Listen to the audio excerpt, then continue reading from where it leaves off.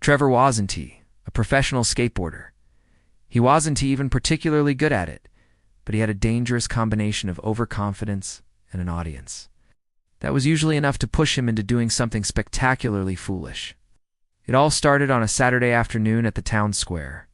The plaza had a large decorative fountain at its center, a circular basin with crystal-clear water and stone statues in the middle.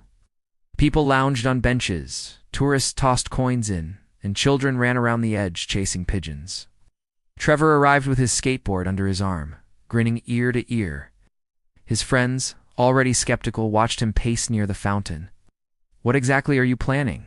asked Mason, his more rational buddy. Trevor tapped his board proudly. "Simple. I'm going to skate, hit that little ramp over there, and clear the fountain. Land on the other side. It'll be legendary. Or wet," Mason muttered. But Trevor had already attracted attention. A small crowd gathered, curious to see what was about to happen. Phones were raised, recording every second. Trevor thrived on attention, and the more people who watched, the more convinced he became that he was destined for greatness. He set his skateboard on the ground, took a deep breath, and backed up a good distance for a running start. He tightened his helmet strap at least he had that much sense, and shouted, "Prepare to witness history." The crowd cheered, partly out of encouragement, partly out of hope they were about to see something hilarious. Trevor sprinted forward, hopped onto the skateboard, and began rolling toward the fountain. The wheels clacked against the tiles, faster and faster.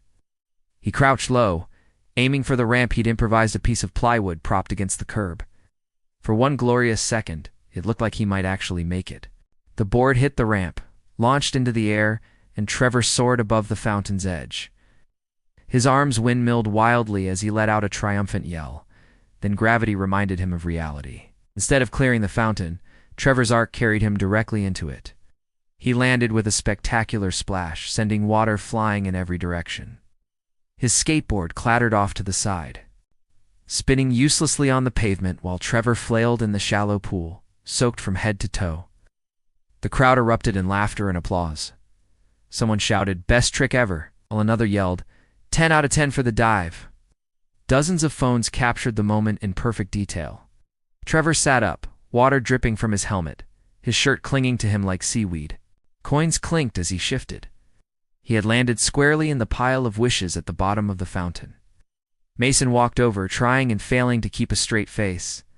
"Well," he said, "you didn't clear the fountain, but you definitely made a splash." Trevor groaned, climbing out of the water, shoes squishing with every step. "That was supposed to be epic," he muttered. "Oh, it was epic," Mason assured him. "It's just not in the way you wanted by then." The video had already gone viral, within hours. Clips of Trevor's fountain dive were circulating online with captions like, "New Olympic sport, skateboarding plus synchronized swimming, and when you believe in yourself." But gravity believes harder. For weeks afterward, strangers recognized him in town. "Hey, you're the fountain guy," they'd say, grinning. Some even asked him to recreate the stunt. Trevor, still nursing his bruised ego and a mild ear infection from fountain water, politely declined. Still, he couldn't escape the nickname his friends had given him. Trevor, the Splash Master. In the end, Trevor never did clear the fountain. But he did succeed in creating exactly what he secretly wanted, an unforgettable moment. Immortalized on the internet, where he would forever be remembered not for soaring above the fountain, but for landing spectacularly inside it.